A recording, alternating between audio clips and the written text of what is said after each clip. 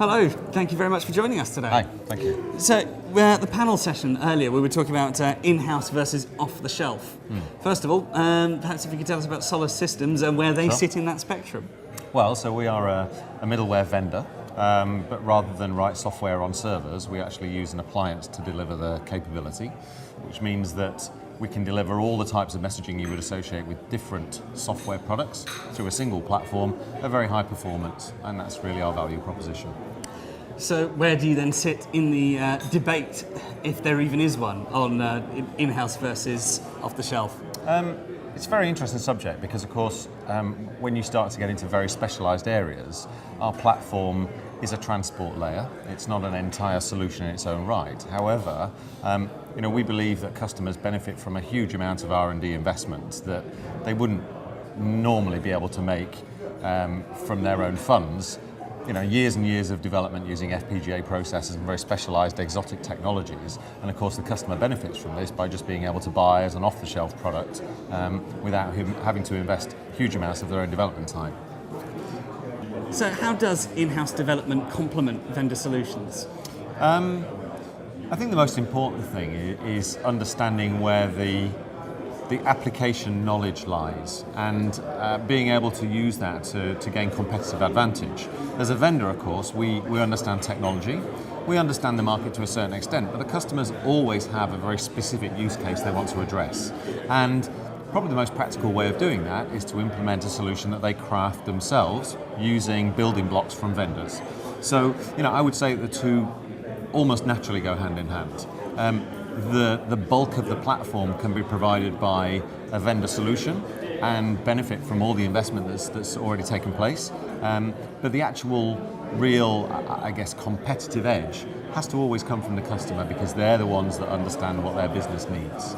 So we always work with customers to deliver a solution that works for them and addresses their requirements.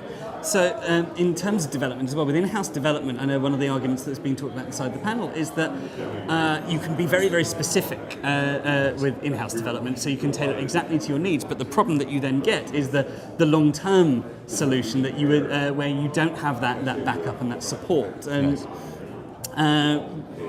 What are your opinions? Well, I think it is a difficult scenario. If the in-house development is a very large-scale development, then a huge amount of the cost, in fact the bulk of the cost, will be looking after that solution over the coming years. The actual development cost itself will be relatively small compared to the overall lifetime cost. By using vendor components as part of that solution, then naturally you will pay an annual support fee for that. But that actually will be much, much less than the resources you'd have to have in-house to entirely support a bespoke solution that you develop yourself.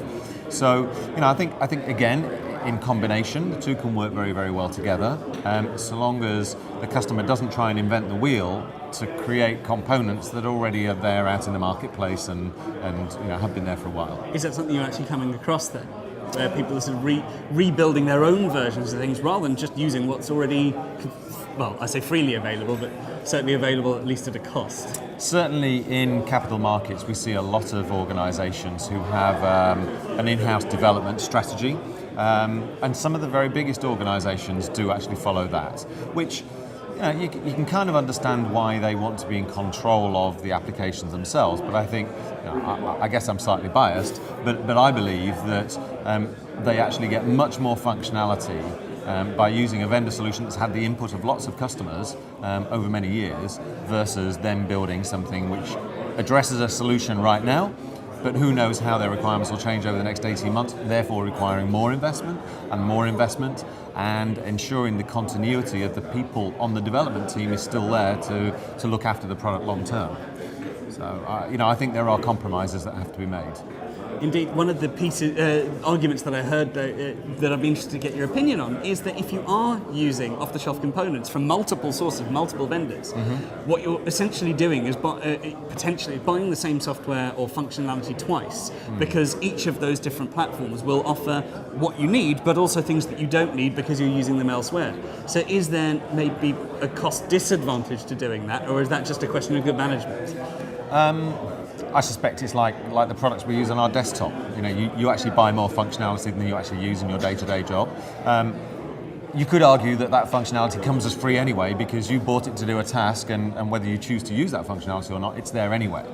So the value proposition of the product has to work for the solution that you need. Otherwise, the business case doesn't work. I think someone mentioned there that the average bank uses less than 30% of the power of any one piece of software that they actually own. Yeah, I can believe that. Yeah, I can believe that. Finally, just on that note of the panel, what would you say were the main concerns that the audience brought up? I think probably one of the most relevant ones was obsolescence, and there are lots of facets to that. From a product obsolescence perspective, that really is down to the individual vendors having a significant roadmap, ensuring that the technology that's chosen by that vendor as their underlying framework and architecture has a long lifespan.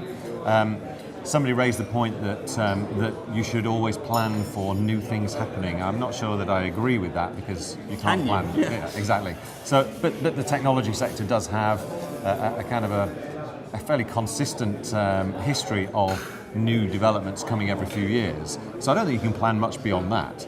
I think from the other obsolescence part that's interesting is if you develop something in-house, that will become obsolete if you lose the continuity of the developers and the people that understand how that was put together.